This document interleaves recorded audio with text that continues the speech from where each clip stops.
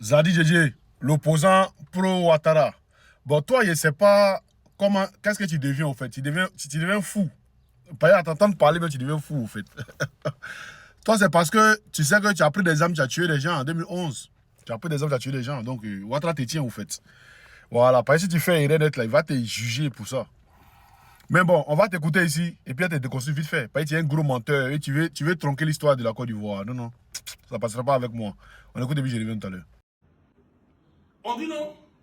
Que oui, mais pourquoi le président Alassane Ouattara veut être candidat et le président Laurent Gbagbo? Vous voyez, moi, j'ai fréquenté le système LMP.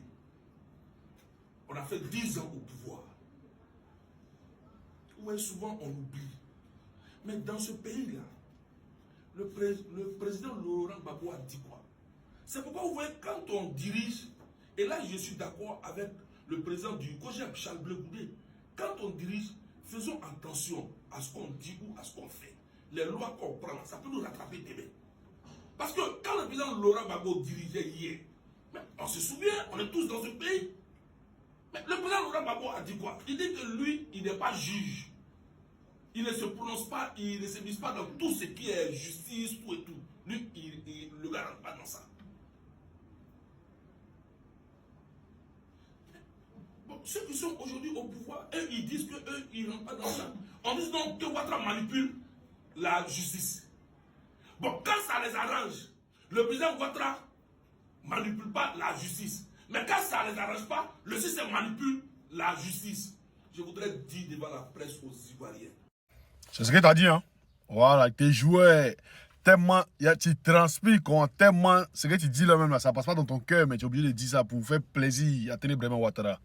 Mais bon, on va écouter le président Laurent Gbagbo aussi où il a dit ça. C'est au forum de la réconciliation. On écoute le président Laurent Gbagbo, son excellence, le président de la Côte d'Ivoire, on l'écoute et puis je reviens tout à l'heure.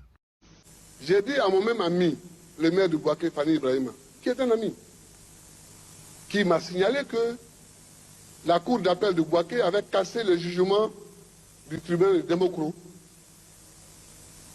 qui refusait le certificat de nationalité à Ouattara. J'ai donc dit à Fani Ibrahima, j'ai dit à Seydou Diarra, le président, et j'ai dit à Ouattara lui-même d'aller chercher la grosse à Bouaké, au tribunal de Bouaké. Et puis, avec cette grosse, ils peuvent aller voir le juge. Ils sont allés chercher la grosse. Ils sont allés voir le juge. Le juge refuse de faire une nationalité, et puis on dit oui, le pouvoir n'a rien fait. Mais moi, j'ai fait quoi? Moi, je leur ai donné des conseils d'amis.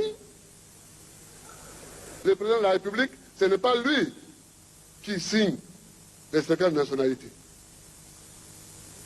Et jamais, je n'ai appelé un juge pour lui donner des instructions.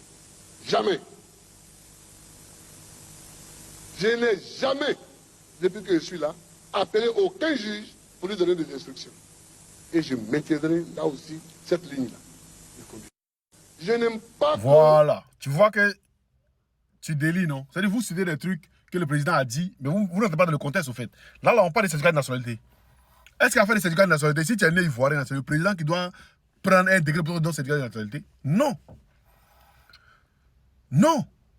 Mais c'est certificat de nationalité là, tu nais avec. Tu dois chercher ça comment dire, à la justice. C'est pas le président qui a pris un décret pour te donner un certificat de nationalité. Non, jamais. Le président, il peut prendre un décret pour te naturaliser. Sinon, il ne peut pas prendre des décrets pour te donner un certificat de nationalité. Voilà, c'est ce qu'il faut expliquer aux Ivoiriens. Et maintenant, comme tu veux comparer les deux thèses, hein, comme tu veux comparer, on va comparer. Le plan de c'est pour un braquage, d'après eux, un soi-disant braquage. La BCAO ne reconnaît pas ce braquage-là. Parce que la BCAO, c'est désisté. Elle n'a jamais dit qu'elle a été braquée, au fait. La BCAO n'a jamais reconnu ce braquage. Ça, c'est un. De deux, il y a eu une amnistie, non? L'amnistie, c'est pourquoi? C'est pour l'effacement des faits.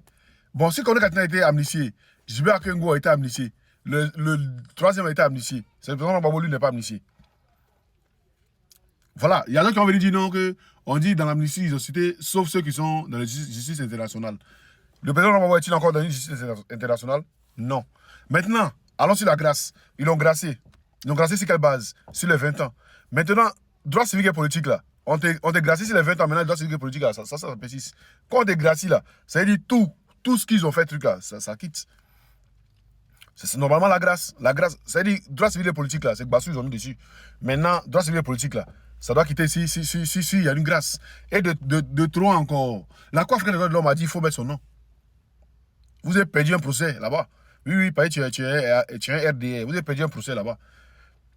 Ça aussi, vous voulez pas comprendre. Donc, c'est ce que j'ai dit toujours. Il faut la guerre en Côte d'Ivoire pour vous faire asseoir à la table de négociation. C'est ce qu'il faut. C'est tout. On a ça, c'est vrai que je vais pas